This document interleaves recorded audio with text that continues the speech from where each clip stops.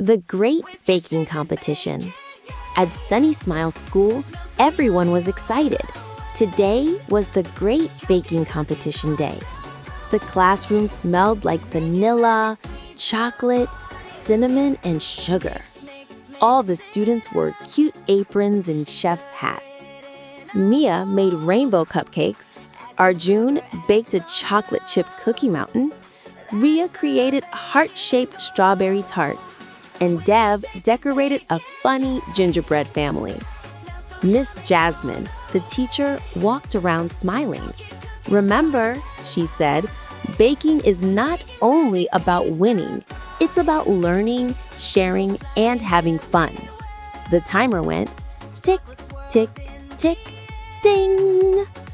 Everyone stepped back from their tables. The judges, Principal Meera and the school mascot, Mr. Teddy, tasted everything. Mr. Teddy pretended to faint after a delicious cupcake. Everyone laughed. Finally, Principal Meera announced, "The winner is all of you, because you mixed kindness, creativity, teamwork, and a little magic." The children cheered, hugged, and shared their sweet treats with everyone. Mia said, "Next year, we should bake a giant cake together."